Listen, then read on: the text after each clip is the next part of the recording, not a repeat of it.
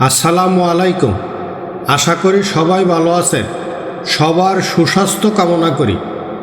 ওমরা পালনের জন্য কিছু সুনির্দিষ্ট নিয়ম ও পদ্ধতি রয়েছে। সাধারণত ওমরা পালনে প্রথমে ইহরাম পরিধান করে মিকাত অতিক্রম করতে হয়। এরপর কাবা শরীফ তাওয়াফ, সাফা মারোয়া সাই এবং সর্বশেষে চুল কাটার মাধ্যমে ওমরা সম্পন্ন করতে হয়। ওমরা পালনের বিস্তারিত নিয়মাবলী আপনাদের জানাচ্ছি। ১. ইহরাম পরিধান। ওমরা পালনের জন্য প্রথমে ইহরাম পরিধান করতে হয়। ইহরামের জন্য পুরুষদের সেলাইবিহীন সাদা কাপড় এবং মহিলাদের যে কোনো সাধারণ পোশাক পরিধান করতে হয়। ইহরাম বাঁধার আগে শরীরের অপ্রয়োজনীয় লোম পরিষ্কার করা, নখ কাটা এবং সুগন্ধি ব্যবহার করা সুন্নত।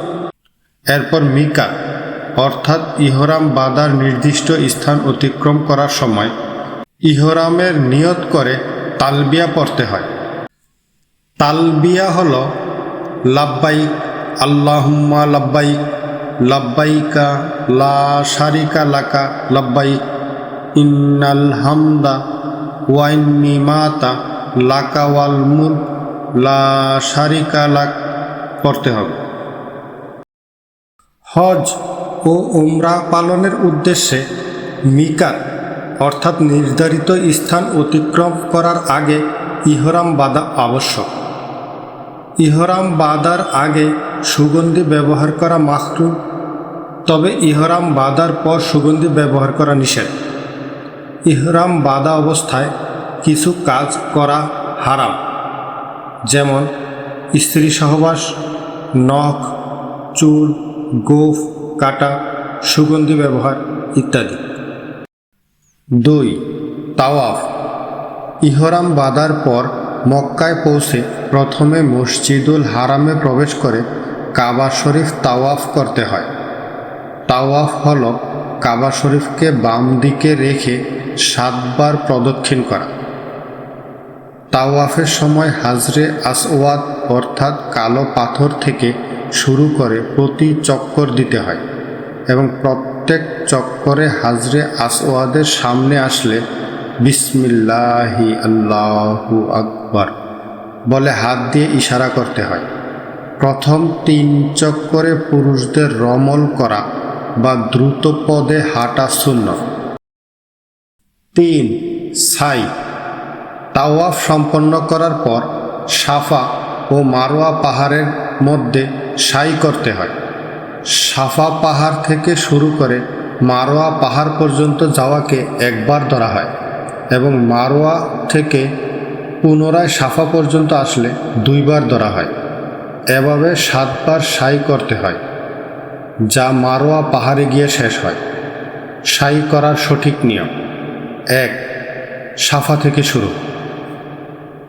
প্রথমে সাফা পাহাড়ে উঠে ইন্নাসা সাফা ওয়াল মারওয়াতা মিন শাইরিল্লাহ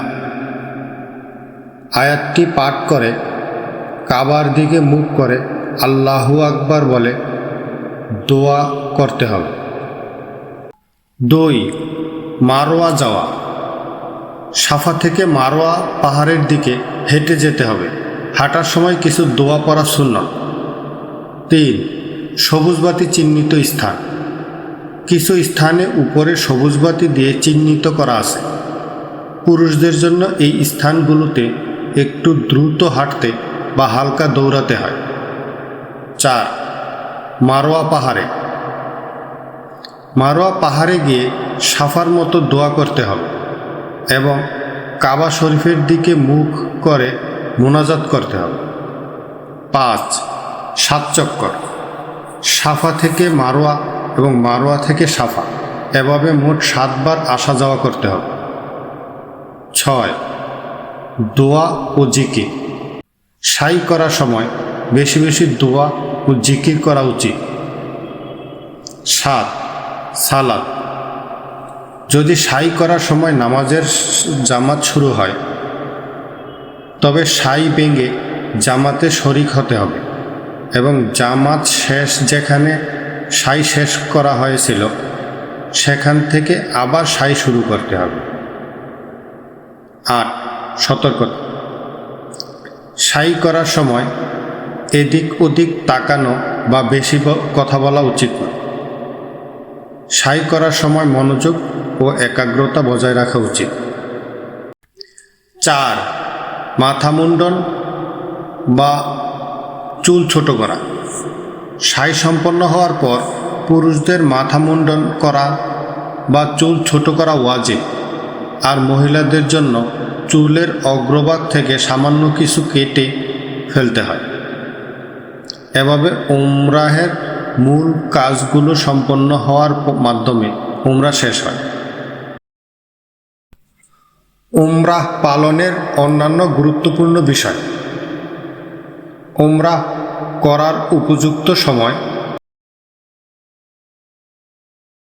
হজের সময় ব্যতীত বছরের যে কোনো সময় উমরাহ করা যায়, তবে হজের সময় মিনা, আরাফাত ও মুজদালিফায় অবস্থানকালে উমরাহ করা মাকরুহ।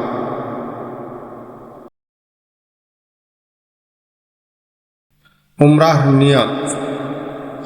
উমরার নিয়ত মনে মনে করাই যথেষ্ট, তবে আল্লাহুম্মা ইন্নী উরিদুল উমরাতা ফায়াসসিরহা লি ওয়া তাকাব্বাল্লাহ মিন্নি, অর্থ, হে আল্লাহ, আমি উমরার নিয়ত করছি, আপনি আমার জন্য তা সহজ করে দিন এবং কবুল করুন।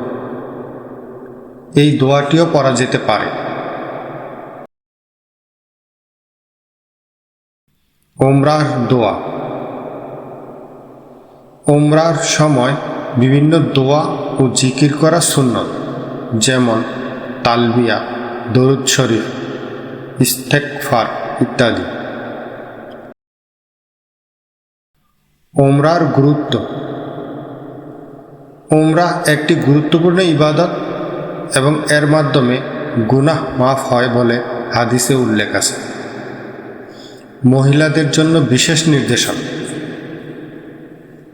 ঋতুপতি বা নিফাস অবস্থায় মহিলারা ইহরাম বাঁধতে পারবেন না,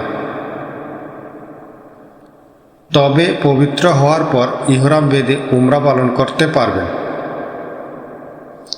উমরাহ পালনের আগে ভালোভাবে নিয়মকানুন জেনে এবং অভিজ্ঞ কারো থেকে প্রয়োজনীয় দিক নির্দেশনা নিয়ে উমরাহ পালন করা উচিত। আপনাদের সকলের সুস্বাস্থ্য কামনা করি। আল্লাহ হাফেজ।